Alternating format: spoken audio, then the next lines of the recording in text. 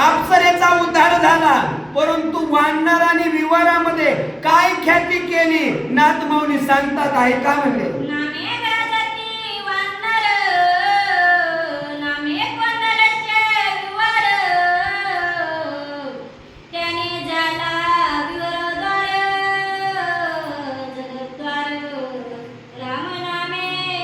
जगाचा उद्धार रामनामानं होतोय.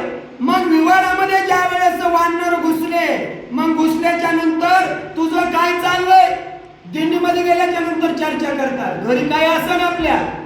तसं वानर विचारत नव्हते, बोलत नव्हते, फक्त तिथं रामनामाचा भूमुकार करत होते.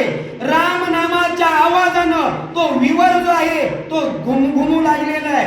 जसं डोंगराच्या दरीमध्ये आवाज येवा आणि प्रतिध्वनी परत येवा, आणि तसं विवरामध्ये वानराचा रामनामाचा भूमुकार सर्व विवर कोंडून गेलेला आहे. आणि त्या रामनामाच्या आवाजामुळं ते विवर त्या ठिकाणी पुण्य पावन झालं असं नाथमाऊली सांगतात.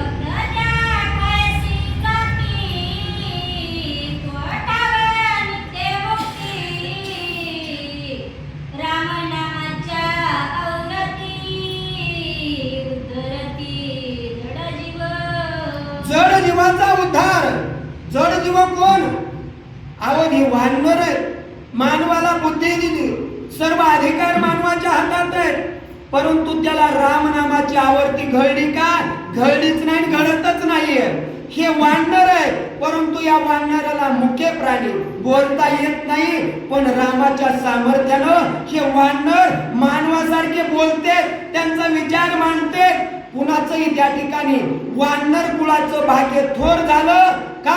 तर संत संगतीचा लाभ वानराला निघाला. कुणाचा? हनुमंताचा. आणि त्या हनुमंतामुळे वानराचं कुळ उधारलं गेलं. आणि तसं अप्सरेने या वानराचा जो भूमुकार आहे तो ऐकलेला आहे, आणि संतांच्या संगतीनं ही अप्सरा उधारलेली, विवाराचा उद्धार झालेला आहे असं नाथमाऊली वर्णन करतात.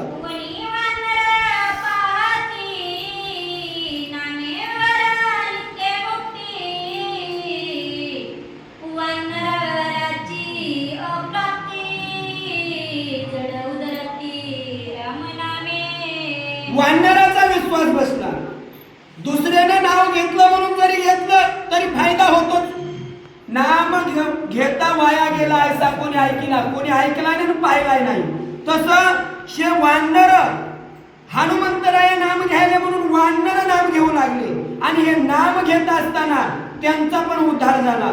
आणि म्हणले ह्या राम नामाच्या आवर्तीनं हे भुयार बी राहिलं नाही, भुयाराचा उद्धार झाला, अप्सरेचा उद्धार झाला. नाम श्रेष्ठ आहे, वानर म्हणतात.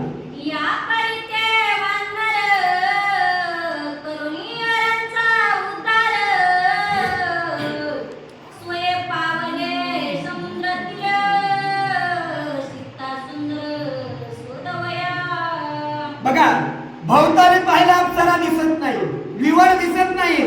मग जे कार्य करण्यासाठी आले होते त्याची आठव झाली.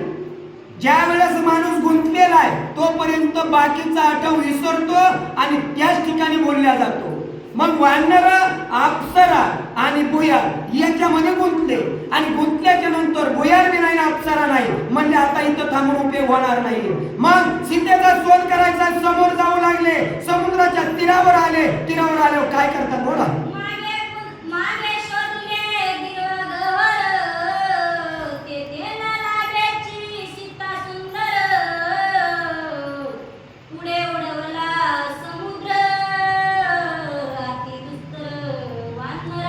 बघा, देवाची भक्ती करणं सोपी नाही, नाम घेणं सोपं आहे, परंतु देवाच्या पत्नीचा शोध लावायचा आहे. मग वानर समुद्र बघितला, दुस्तर समुद्र. दुस्तर म्हणजे नजर पुरत नव्हती इतका मोठा समुद्र आहे, कठीण समुद्र आहे. मग विचार केला, ह्या भुयारामध्ये सीतेचा शोध केला, त्या ठिकाणी सीता सापडली नाही.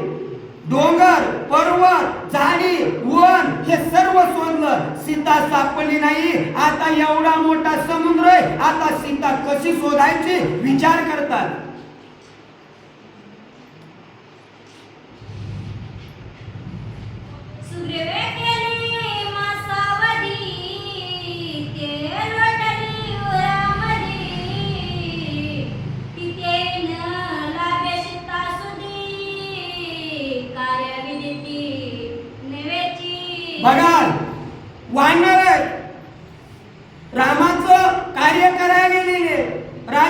सुग्रीवाचा आदेश आहे.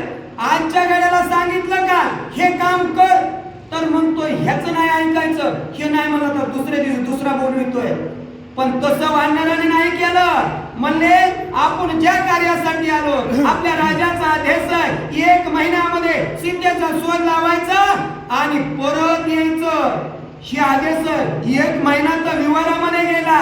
मग शोध कसा लावायचा, काय करायचं, काय तोंड दाखवावं त्या सुग्रीवाला, असा विचार वानर करतात.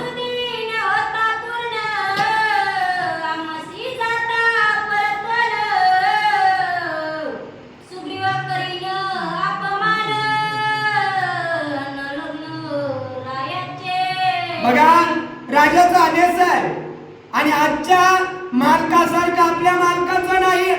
आपल्या मालकानं सांगितलं सीतेचा शोध लावून परत यायचा, रिकाम्या हाताने जर गेलं तर आपली त्या ठिकाणी काही केल्या जाणार नाही. अपमान करीन. कोणता अपमान? सांगितलेलं आहे जर 1 महिन्याच्या आत सीतेचा शोध न लावता परत जर आला तर त्याला गाढवावर बसवलं जाईल, त्याची दिंड काढल्या जाईल. हे त्या ठिकाणी वानराच्या मनामध्ये आलं. मग सीतेचा शोध नाही लागला. मग ऐका, नाथमौलीचं वर्णन आहे, भावार्थ रामायण आहे. हे काही सोपं नाहीये. मग भावार्थ रामायण सांगतंय सुग्रीवाचा आदेश आहे 4 दिशेला 10 दिशेला वानर लावले सीतेचा शोध लावायचा. सीता कोणत्या दिशेला आहे? एकाच दिशेला आहे. बाकीच्या 9 दिशा रिकाम्या आहेत. परंतु काय सांगितलं, सीता जर नाही तुम्ही घेऊन आलात, नाही शोध लावला तर तुम्हाला शिक्षा केल्या जाईल. आणि दक्षिण पंथ ज्या ठिकाणी हनुमंत रायाकडे प्रांत शोधण्यासाठी आलाय त्याच दिशेला सीता आहे. कुणालाही सीता सापडत नाही. देवाची